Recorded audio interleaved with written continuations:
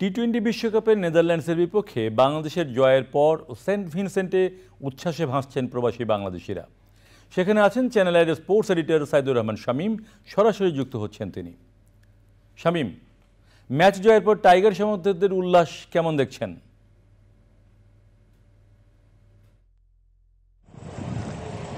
হ্যাঁ ফয়সাল, আমি আপনাকে জানিয়ে রাখি এখানে কিন্তু অত সমর্থক ছিল না যতটা বলা হচ্ছে। এখানে সেন্ট ভিনসেন্টে বাঙালিরা, স্থানীয় বাঙালি থাকেন না, তারা এসেছেন। কেউ এসেছেন যুক্তরাষ্ট্র থেকে, কেউ এসেছেন লন্ডন থেকে, কেউ এসেছেন অন্য অন্য জায়গা থেকে। তবে একটা কথা বলতে হয়, বাংলাদেশের এই জয়টি বড় প্রয়োজন ছিল এবং যথেষ্ট উচ্ছ্বাস ছিল এবং প্রয়োজন ছিল। এই কারণে সাউথ আফ্রিকার সাথে যখন ম্যাচটি হারে বাংলাদেশ, তখন শুধু হারটাই ছিল না, বাংলাদেশ একটা আত্মবিশ্বাসের তলানিতে পৌঁছে গিয়েছিল।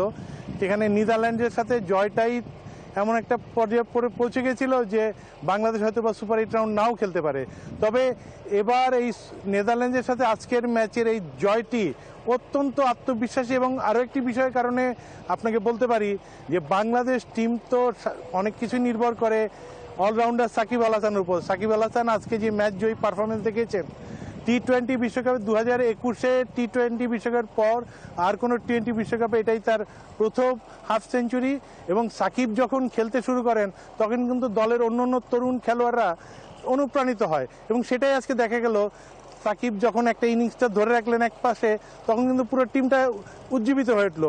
আজকে খেলার শেষে মানে সাকিব যখন ম্যান অফ দ্য ম্যাচের পুরস্কার জিতে আমাদের মিডিয়ার সামনে এলেন, তিনি আমাদের সাথে অনেক কথা বললেন, খোলামোলাভাবে বললেন। তো তাকে প্রশ্ন করা হয়েছিল, তিনি যেটা বললেন যে বাংলাদেশ নেদারল্যান্ডের সাথে জিতবে এটা নিয়ে কোনো সংশয় ছিল না, কিন্তু তারপরও উইকেট বুঝতে আমরা ভুল করছিলাম। এর আগের ম্যাচগুলোতে আমরা সুবিধা করতে পারিনি। পরে এখানে ওয়েস্ট ইন্ডিজে আসার পরে এই উইকেটটা তারা বুঝেছেন এবং তিনি উইকেট একটা সাইড ধরে রেখেছেন, দলের অন্যরা খেলেছেন এবং তিনি বিশেষ করে দলের সব খেলোয়াড়কে সমান গুরুত্ব দিয়েছেন এবং বলেছেন যে এই জয়ে সবার অবদানই সমান। বিশেষ করে বোলিংয়ে মুস্তাফিজ এবং অন্যান্য বোলারদের দিয়েছেন। এবং তিনি যেটা বলেছেন, তাকে একটা প্রশ্ন করা হয়েছিল যে ইদানিং তিনি পারফরমেন্স তার অতটা ভালো নয়।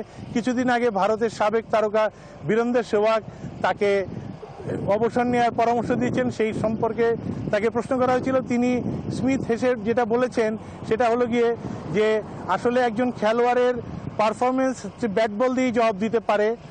তিনি এ নিয়ে আর বেশি কিছু বলেননি। তিনি যেটা বলেছেন যে আমি সবসময় আল্লাহর কাছে কৃতজ্ঞ, কারণ তিনি যখনই পারফরমেন্স নিয়ে সংকটে পড়েন তখন তিনি পারফরমেন্স প্রদর্শন করে আসেন এবং সেক্ষেত্রে আল্লাহর হয়তো রহমত পান, এটাই বলেছেন। এবং তিনি মোটামুটি নিশ্চিত বাংলাদেশ পরবর্তী রাউন্ডে অর্থাৎ সুপার 8 রাউন্ডে খেলবেন। কারণ নেপাল, আপনার বলা হচ্ছে যে নেপালের সাথে যদি বাংলাদেশ 1 পয়েন্টও পায় বা বৃষ্টির কারণে যদি পরিত্যক্ত হয় তাহলে কিন্তু বাংলাদেশ যাবে, কারণ বাংলাদেশের এখনই পয়েন্ট 4, আর একটি পয়েন্ট, আর নেদারল্যান্ডসের পয়েন্ট আছে 2। পরবর্তী তারা শ্রীলঙ্কার সাথে খেলবে, শ্রীলঙ্কার সাথে জিতলে তাদের 4 হবে। সেক্ষেত্রে বলা যায় যে বাংলাদেশ, সাউথ আফ্রিকা তো চলেই গেছে, বাংলাদেশও সুপার 8 রাউন্ডে চলে গেছে। এখন শুধু একটা আনুষ্ঠানিকতার বাকি। এবং বাংলাদেশ টিমের যে ল্যাঙ্গুয়েজ দেখলাম, তারা যা বলছে তাতে নেপালের বাংলাদেশ টিমের সাথে খুব টিকে থাকার কথা নয়। হয়তো বাংলাদেশ ঈদুল আজহার দিনে বাংলাদেশ নেপালের সাথে খেলবে। আমরা আশা করি দেশবাসীকে ওই দিন বাংলাদেশ আরও একটি সুসংবাদ দিতে পারবে। ফয়সাল, শামীম, আপনাকে অনেক ধন্যবাদ।